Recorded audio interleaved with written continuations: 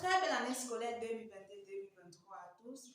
Aujourd'hui, nous allons parler simplement des alcools et nous allons voir spécifiquement les différents types d'alcool ou encore les différentes classes d'alcool. Tout simplement, nous allons commencer par expliquer les dernières notions que vous avez eues en fin première, c'est-à-dire les définitions d'alcool et donner la formule brute générale des alcools. Alors, qu'est-ce qu'un alcool? L'alcool est simplement un composé organique caractérisé par sa fonction principale. Sa fonction principale, encore appelée groupe hydroxyle, est notée au H. Alors, la formule générale des alcools, tout composé que vous allez apercevoir avec ce groupe fonctionnel-ci est appelé un alcool. Donc, sa formule générale, le ROH.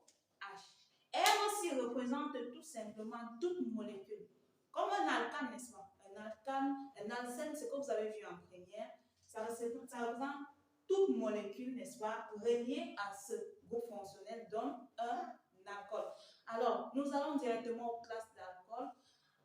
L'alcool, les alcools possèdent trois classes, c'est-à-dire on distingue trois types d'alcool, chacun avec leurs caractéristiques. Nous allons directement aller premièrement à ce qu'on appelle un alcool primaire.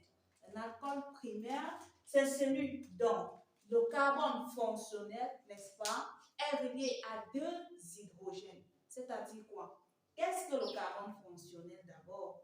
Le carbone fonctionnel, simplement, est ce carbone-là dont est relié ce groupe-ci, notre groupe hydroxyle. Alors, simplement, voici la formule brute ou la formule générale des alcools primaires. Nous aurons le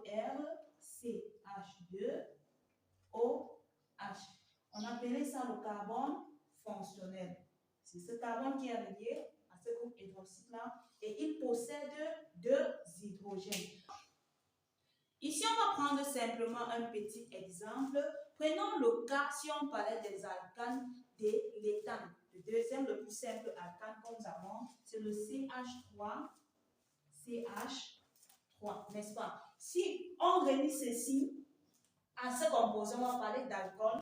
Maintenant, pour relier, il va falloir faire une sorte de substitution, n'est-ce pas? C'est-à-dire, on va retirer un hydrogène pour pouvoir laisser ceci c'est lié à notre carbone. Donc, nous aurons là le CH3, CH2OH, n'est-ce pas?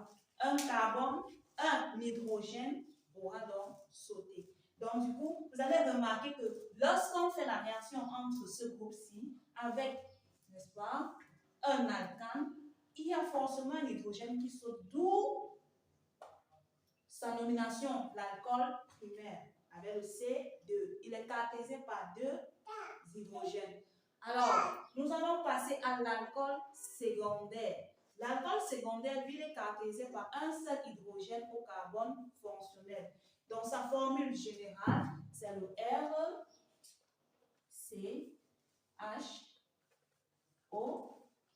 Puisqu'il est caractérisé par un seul hydrogène ici, et qu'on connaît que le carbone, n'est-ce pas, que vous avez eu en premier, on appelle ça un carbone tétraédrique, c'est-à-dire il peut former 4 liaisons, parce que autour de ça, en second, vous avez parlé des liaisons covalentes, et on a vu avec Lewis que le carbone possède 4 électrons autour de son noyau. Donc, alors, puisque ceci est relié à 4 atomes de même valence, nous aurons donc ici là un autre R pour pouvoir être en équilibre et respecter la loi de Lewis, n'est-ce pas? Alors, voici la formule générale des alcools secondaires. Nous allons donner un autre exemple en prenant encore, n'est-ce pas, notre éthane. Donc, si on prend notre éthane, le H3, CH3, on a dit qu'il va d'abord s'allier au groupe hydroxyde, c'est-à-dire nous aurons là le CH3, CH2OH. Maintenant, nous sommes au niveau de l'alcool primaire, mais si on cherche à avoir l'alcool secondaire, on a dit que ce carbone-ci, un hydrogène doit encore sauter pour laisser place à un autre composé de même valence, n'est-ce pas? C'est-à-dire, on pourra avoir ici peut-être le chlore qui a la même valence parce que le chlore est comme ceci, n'est-ce pas? Donc, ceci va sauter, nous aurons le H3, CH, ClOH.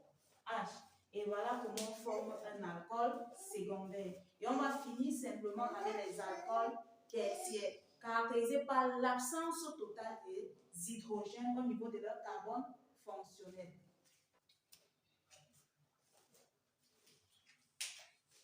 Alors, les alcools tertiaires, par leur formule générale, RC,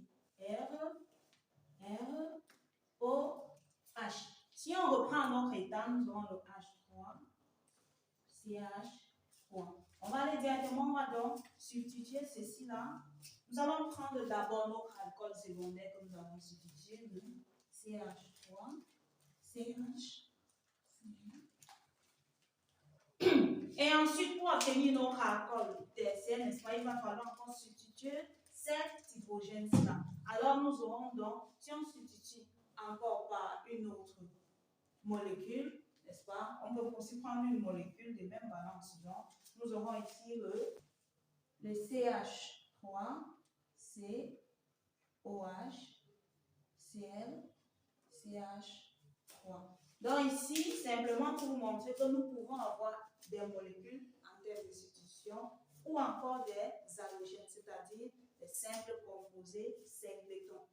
C'était tout pour cette séance. Alors pour la prochaine séance, nous allons voir ou parler des nomenclatures des composés. Comment est-ce qu'on fait pour nommer ces alcools-là?